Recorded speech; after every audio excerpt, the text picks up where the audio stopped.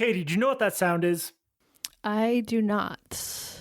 I am pretty disappointed in you. That is the sound of Auburn University's War Eagle flying around their football stadium before a football game. Why do you not know that? I'm sorry, Jesse. You are forgiven. I am Jesse Single, And I'm Katie Herzog. and you are listening to a patrons-only episode of Blocked and Reported, the second ever. And this is a special episode because I fucked up my back a little bit and I took an expired muscle relaxant. So we'll see how that goes. Well, I also I didn't take a muscle relaxant, but in solidarity with you, I am smoking weed. Katie, don't pretend that was solidarity. That would have happened either way. Only for the Patreons only episode. Yeah, this is the true intimate look at where we are in our lives. Behind the scenes, it's 11 a.m. and I'm smoking weed in my PJs. I may or may not be shirtless because the place I'm recording is way too hot. But we don't. There'll be some. Oh my God. We will not be posting photos. That's for the highest tier of Patreon supporters. Yeah, Katie, I have a question for you. Mm-hmm. Do you like games? It depends on the game, but the answer to that is generally no. I don't like fun. Well, that's unfortunate because we're going to be playing a game. Oh, It's fuck. a game. It's a game that we're calling Fire Emoji or Snore Emoji. Does that make sense to you? Yeah, this is going to be great SEO. Really easy to find. Yeah. So I think it's safe to say we're both very online, right? Unfortunately, yes. And in many cases on this podcast, we talk about stuff we're both fascinated by, right? Yes. Also, unfortunately.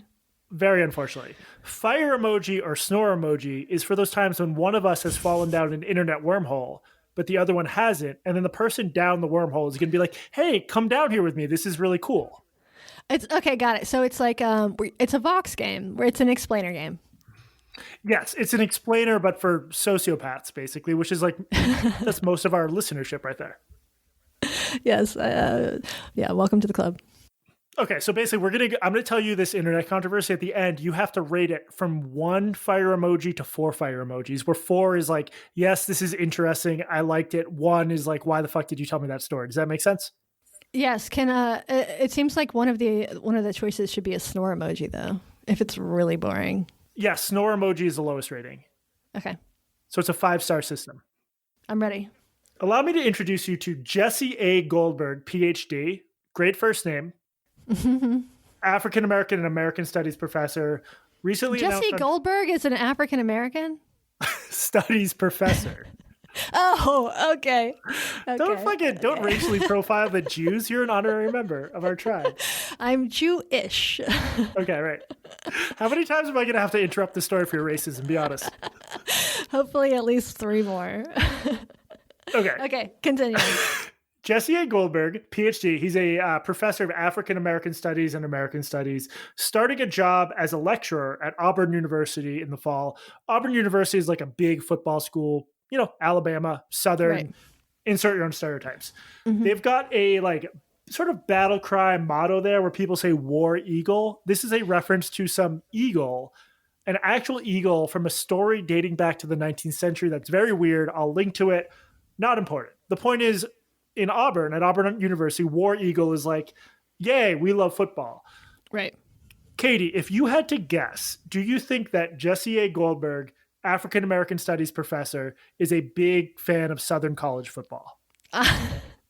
You know, I hate to rely on stereotypes, but I'm going to guess no. You're correct.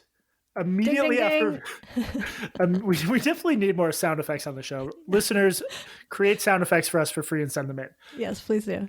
Immediately after finding out that he got a job as a lecturer at Auburn, lecturer is like a temporary appointment. It's not tenure track. It's like, you know, it sucks to be, joking aside, it sucks to be in academia right now. So the best you can do if you're a young scholar is like get a job for a year here, 2 years there, try to piece together a career. Yeah. He got a lecturer job at Auburn. Immediately tweets after announcing that he got the job, I know it's just a mascot, but I'm never going to be able to call myself a War Eagle or say go War Eagles. Then in another tweet he wrote, I can't bring myself to enthusiastically and sincerely use a slogan, greeting, cultural signal with war as a primary descriptor. Yeah, I know I'm being a party pooper, but it's the kind of language that sticks with me. How do you think that the Auburn University community took this tweet from Jesse A. Goldberg, the newly arrived African American Studies professor. Was Jesse A. Goldberg canceled by the War Eagles? It's hard to know the present situation because he very quickly protected his tweets online. So all you can do is sort of piece together what other people said to him. And it basically, there was like an immediate firestorm covered by a local outlet in Alabama called Yellowhammer News. Oh, perfect.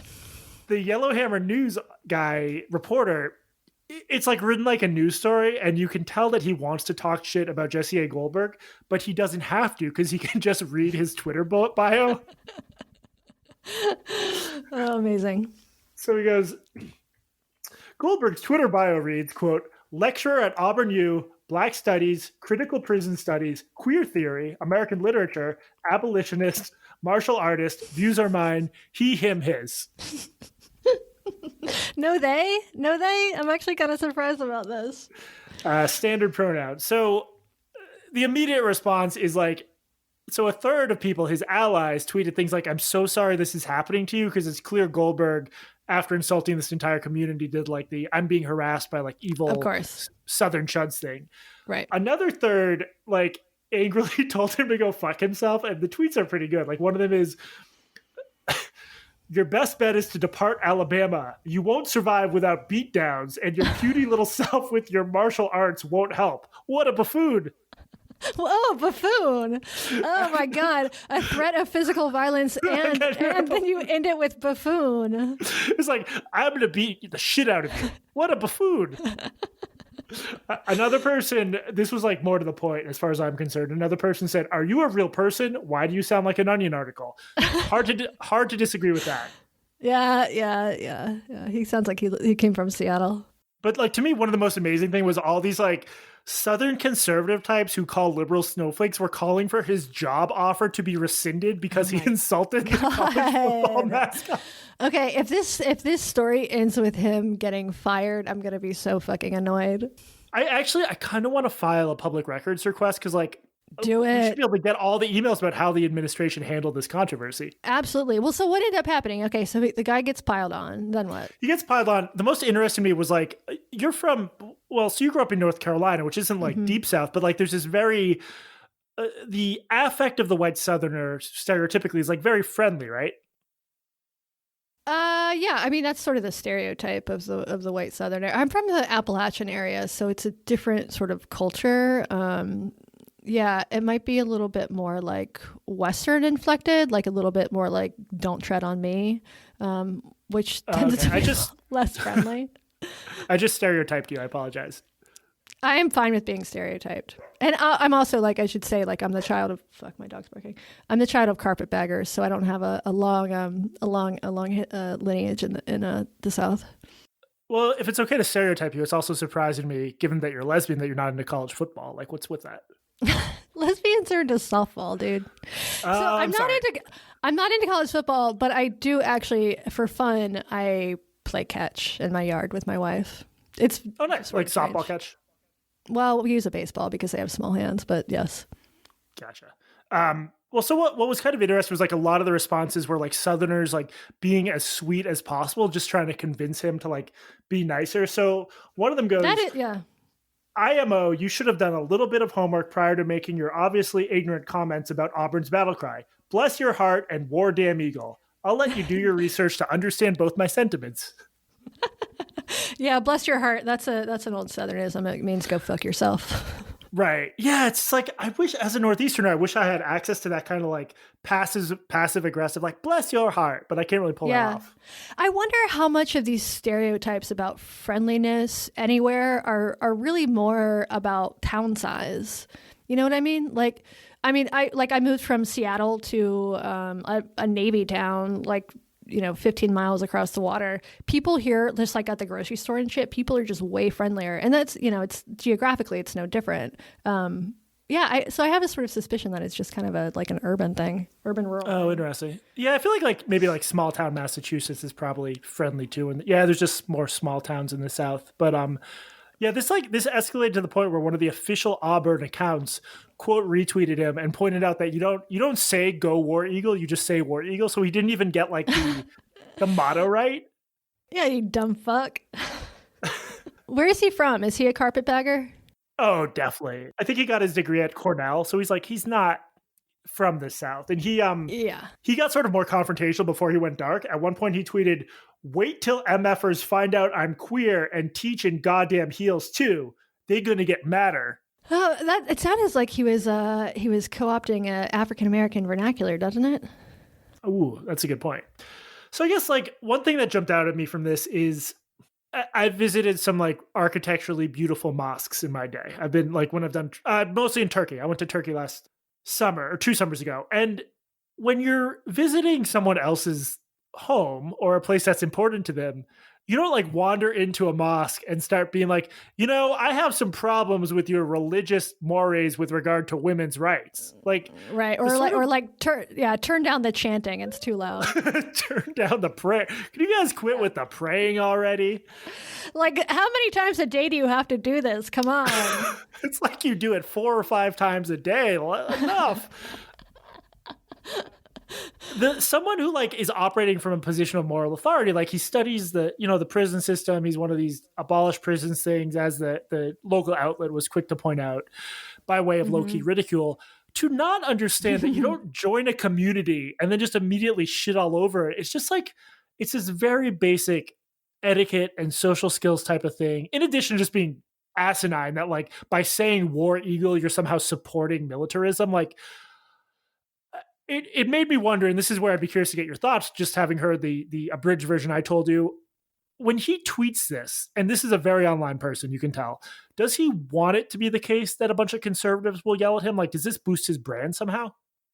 Well, I'm not in his head, fortunately, but my guess would be it's more signaling to his own tribe. Like he might live in Alabama, but I'm going to go ahead and guess that he lives in an echo chamber wherever he is. So it might not even occur to him that this is something that, conservatives are going to see and then dogpile him. I mean, nobody likes to get dogpiled. It's not very fun. I don't mind it, but most people don't like it. And so I think that's also a possibility that this was just pure signaling to his own tribe. It is, as you said, it's a ridiculous thing to say when you're like going into a new community. It's fucking rude, and you should expect pushback. I imagine this isn't something that he would probably say to a group of football fans to their face, because it violates a sort of social norm of just like basic politeness. But when you feel like you have the moral high ground, which I'm guessing that he does, it becomes a sort of, a moral position, right? So, it's easy to excuse your behavior when you feel like you have the moral high ground. And now that he's been dogpiled, that's probably been reinforced, which is, an unfortunate byproduct of dogpiles. I sort of doubt that people threatening you, especially, even if it's mixed in with like good criticism or polite criticism, it's easy to just dismiss all of the criticism. It's weird that people think, I mean, this has come up before, but it's weird that people think shaming works because like the vast majority of time, it really does have the exact opposite impact. If shaming worked, I would not be smoking weed in my fucking sweatpants at 11 o'clock in the morning right now. And you wouldn't be such a vicious turf either. That's true. And a chaser. I'm curious as to what his reception is going to be like when he joins this department. Oh God. Yeah. I mean, I that's part of why, like, part of me thinks it's cynical. Is like, he's going to be there a year or two. He's just passing through. I find something very obnoxious about it. It sort of makes me, I think when people say like Northeasterners are condescending toward the South, it leaves out half the equation, which is like a lot of the South hates Northeasterners, and it's like an urban rural divide too, but it is just like incredibly condescending to just arrive somewhere and immediately be like, this thing that's important to you, let me criticize it in the most superficial, hysterical way imaginable. It's just a bad way to make friends, for one thing. I mean, like if you run into somebody, like I was registering to vote when I first moved to my new town, and I went to the library to like fill out the thing, and I was talking to there's a volunteer who like registers people to vote. And so I was talking to her, and she had just moved to the same town as I had from Seattle. And I asked her how she liked it. And so it was me and like a couple of other locals. And she said, "Oh, I hate it." And there's just this sort of like visceral response to that. Like, you don't need to say that. Like, even if that's how you really feel, like, just say fine, just say fine. Because like you're surrounded by people who love this place and this is their home, and you're going to like come here and shit on it. Well, it's just not a good way. I mean, it's totally fine if you want to do that, but it's not a good way to make friends, which I learned from my experience living in Seattle and regularly doing that exact same thing. Right. Well, I mean, your cases involve people freaking out at you over shit that they shouldn't have freaked out at you about. But have you ever had that experience of accidentally making some sort of breach of etiquette in an unfamiliar situation? Oh no, my social skills are just fucking amazing. I lived in Charlotte, North Carolina before I moved to Seattle, and I really didn't like Charlotte, and I was very vocal about that, like with my colleagues and with my friends and my neighbors. And in retrospect, I should have shut the fuck up.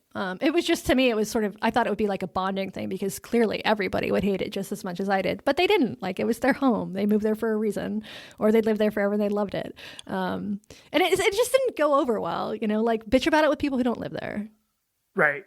When I was in college, one of my best friends, who's also one of my best friends from high school, from home, like told me that what he liked about me was that if I was at a party and I didn't like it, I would just leave.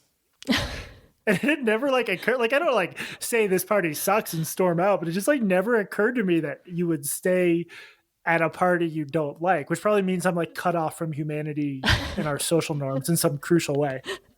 I appreciate that about you too, Jesse. Do you say goodbye or do you just like Irish goodbye? I'm a huge fan of the Irish goodbye. If it's a party where with like a lot of people who I'm just acquaintances with, I really do not feel, and it's big enough, I do not feel any obligation to a bunch of individual goodbyes. If it's like a bunch of old friends over Thanksgiving or something, then you have to. But I'm a huge fan of the Irish goodbye, to be honest. It's been so long since I went to a party, and that is not because of quarantine. You're going to more parties during coronavirus, actually. I am probably talking to people more. I mean, I talk to you once a week. That's true. Yeah. Do you like? How long have you been on the island, actually? A year, just like about a year. And you're a fan so far? I love it. It's not actually an island, it's a peninsula. I do love it. It's like it's got no like good food to speak of and like not much, sort of like nightlife or anything like that. But I've like gotten to a point in my life where I care less about those things. And so it's got sort of the things that I want, it's like really good access to nature. It's on the water. I can take my kayak out, like it's a fucking like 3-minute drive from my house to get to like a state park. So it's like for nature stuff, it's really nice. I mean, I don't have very many friends out here. And my best friend is an 86-year-old man with a sign that says "Don't tread on me" on his front door, and he has 200 guns that he keeps in his house. We got to do a patrons only episode where you talk to him. You mentioned him a couple times. I'm curious about his life. His life is quiet. His life is like basically me and my wife and the dogs. He has a dog. So that's how we sort of got to know him. But it has been really interesting. Like, he's a vet. He like says racist shit sometimes. He refers to Asian people as Orientals.